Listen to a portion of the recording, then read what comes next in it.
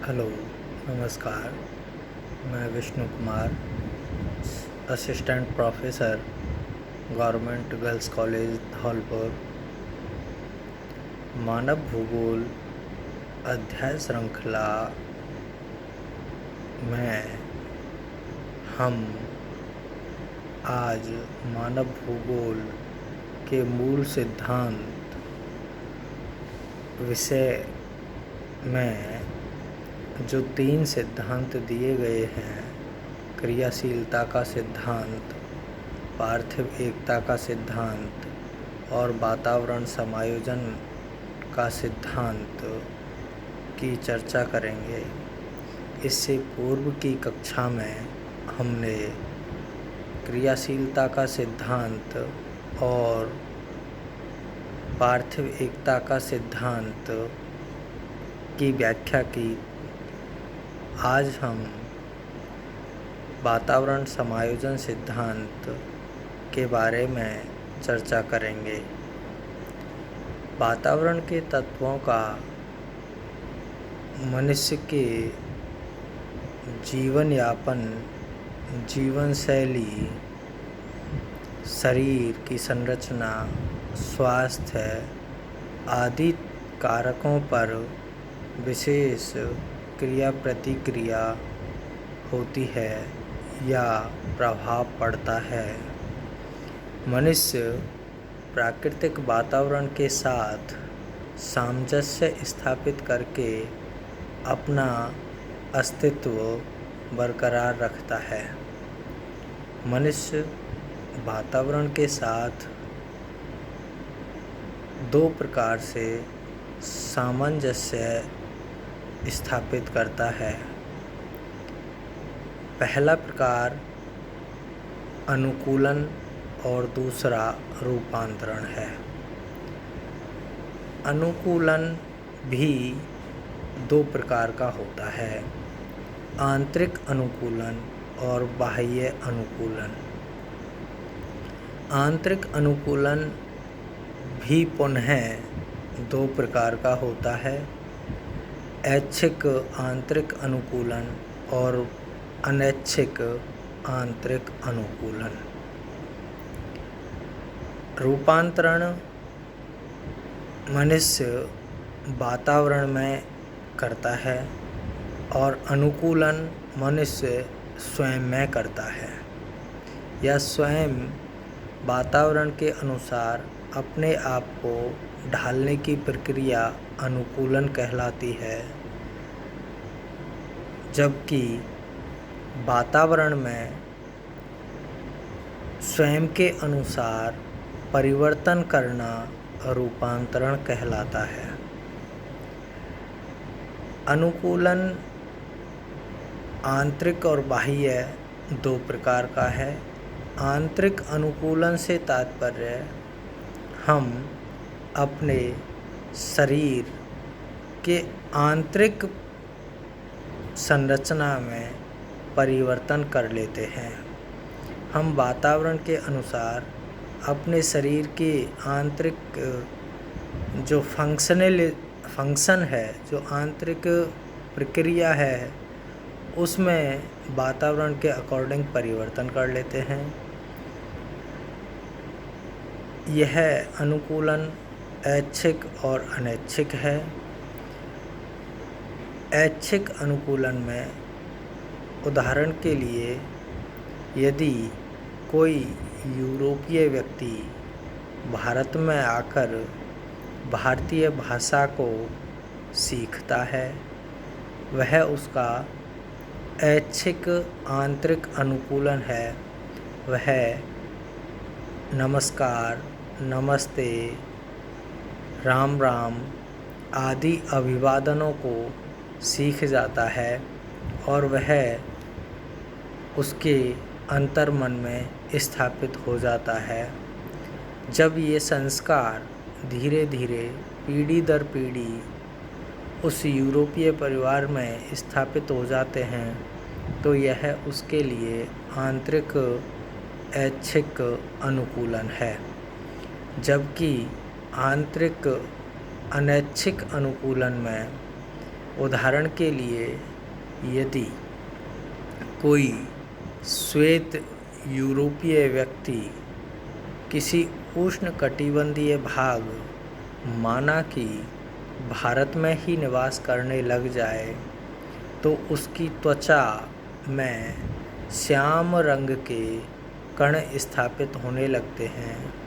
श्याम रंग के कणों का बनना पिगमेंटेशन कहलाता है।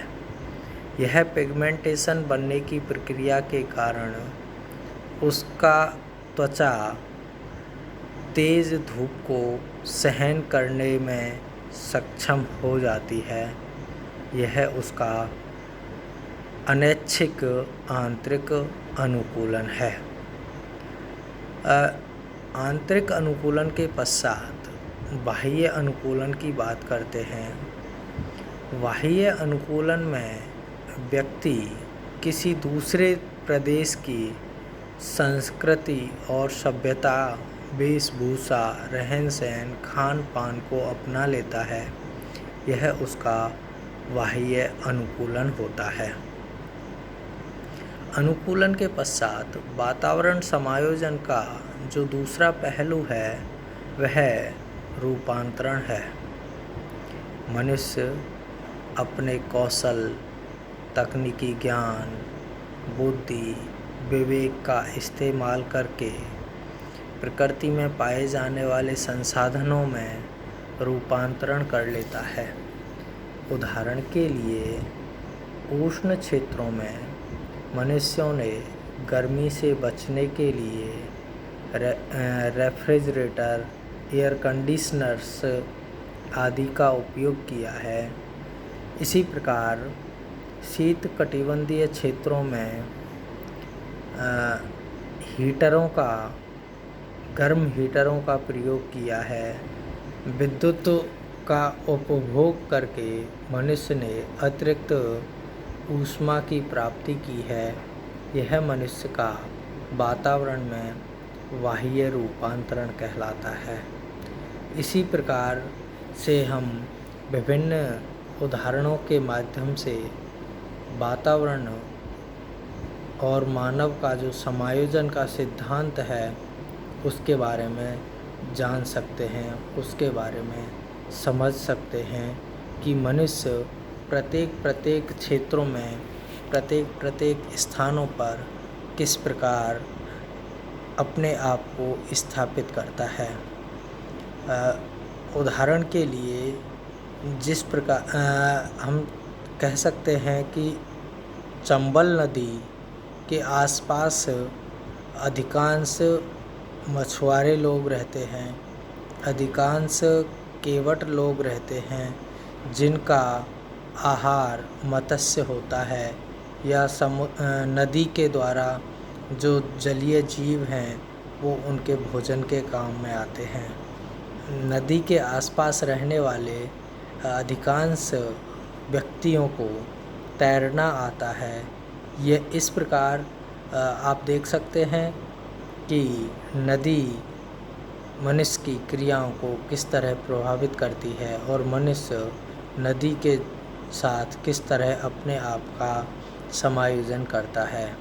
इसी प्रकार पहाड़ी क्षेत्रों में रहने वाले लोग, मरुस्थलीय क्षेत्रों में रहने वाले लोग, घने वनों में रहने वाले लोग, मैदानों में रहने वाले लोग, विभिन्न प्राकृतिक प्रदेशों के लोग विभिन्न प्रकार से अपने आप को वातावरण में स्थापित करते हैं। जब कोई मनुष्य एक प्राकृतिक प्रदेश से दूसरे प्राकृतिक प्रदेश में स्थानांतरित होता है तो वह आंतरिक और बाह्य अनुकूलन और रूपांतरण की प्रक्रिया द्वारा वहाँ अपना निवास स्थान बनाता है और वहाँ के वातावरण से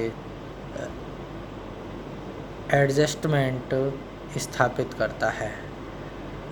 इस प्रकार हमने 3 कक्षाओं में मानव भूगोल के 3 महत्वपूर्ण सिद्धांतों की बात की। संक्षेप में मानव भूगोल के 3 आधारभूत सिद्धांत, क्रियाशीलता का सिद्धांत जो कि फ्रांसीसी विद्वान जीन ब्रोन्स ने दिया है, उनके अनुसार पृथ्वी तल पर प्रत्येक क्षण परिवर्तन होता रहता है, प्रत्येक कण परिवर्तनशील है, स्थायी कुछ भी नहीं है। दूसरा सिद्धांत पार्थिव एकता का सिद्धांत है, जिसमें यह सिद्धांत भी जीन ब्रोन्स महोदय द्वारा ही प्रतिपादित किया गया है। इस सिद्धांत का मूल भाव यह है कि पृथ्वी तल पर कोई भी तत्व स्वतंत्र रूप से अपना अस्तित्व नहीं रख सकता है, वह अन्य तत्वों से जुड़ा हुआ होता है। पृथ्वी एक जैविक इकाई है या एक पारिस्थितिकी है जो विभिन्न तत्वों के समूहों से बनी हुई है। तीसरा वातावरण समायोजन सिद्धांत है। इस सिद्धांत में मनुष्य विभिन्न प्रकार के वातावरणों में अपने अंदर और वातावरण के अंदर दोनों में परिवर्तन करके अपने जीवन के अस्तित्व को बचाए रख सकता है।